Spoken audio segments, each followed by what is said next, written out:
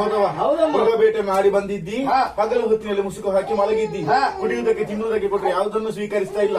ಹಾಗಂತಂದ್ರೆ ಜ್ವರ ತಾಪ ಏನಾದ್ರೂ ಉಂಟು? ಯಾವುದಿಲ್ಲ. ಮುಖದಲ್ಲಿ ಚಿಂತೆ ಕಾಣುತ್ತಾ ಉಂಟು. ಯಾಕೆ ಚಿಂತೆ? ನನ್ನಲ್ಲಿ ಹೇಳು ಮಗನೇ. ಏನು ಅಂತ ಹೇಳಲಿ ತಾಯಿ?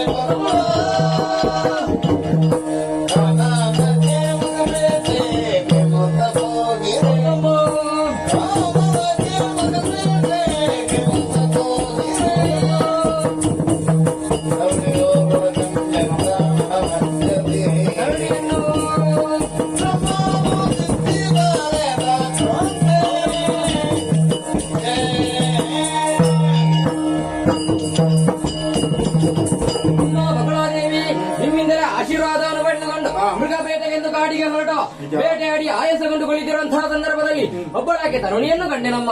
ಆಕೆಯಲ್ಲಿ ಪರಿಚಯವನ್ನು ಕೇಳಿಕೊಂಡಾಗ ತೋಂಡ ದೇಶದ ಅಧಿಕಾರಿಯಾದಂತಹ ಆಕಾಶರಾಯ ಮತ್ತು ಧರಣಿ ದೇವಿಯ ಮಗಳಂತೆ ಪದ್ಮಾವತಿ ಎನ್ನುವ ಹಾಗೆ ಆಕೆಯ ಹೆಸರು. ಆಕೆಯ ರೂಪಲಾವಣ್ಯಕ್ಕೆ ನಾ ಮನಸೋತಿದ್ದೇನಮ್ಮ. ಆಕೆಯನ್ನೇ ಮದುವೆಯಾಗಬೇಕೆನ್ನುವ ಹಾಗೆ ನಿರ್ಧರಿಸಿದ್ದೇನೆ. ನನಗೊಂದು ಉಪಕಾರವನ್ನು ಮಾಡುವೆ ಮಗನೇ. ಈಗಿಂದೀಗಲೇ ತೋಂಡ ದೇಶಕ್ಕೆ ತೆರಳಿ ನಮ್ಮಿರುವರ ಮದುವೆಯ ಪ್ರಸ್ತಾಪವನ್ನು ಮಾಡಿ ಬರುವೆಯಾ ತಾಯಿ? ನಿನ್ನ ಆಸೆಯನ್ನು ನಿರಾಸೆ ಮಾಡುವುದಿಲ್ಲ. ಈಗಿಂದೀಗಲೇ ತೋಂಡ ದೇಶಕ್ಕೆ ಹೋಗ್ತೇನೆ, ಹೆಣ್ಣು ಕೇಳಿಕೊಂಡು ಬರ್ತೇನೆ. ಶ್ರೀನಿವಾಸ ಕಲ್ಯಾಣದಿಂದಾಗಿ ಲೋಕಕ್ಕೆ ಕಲ್ಯಾಣವಾಗಲಿ.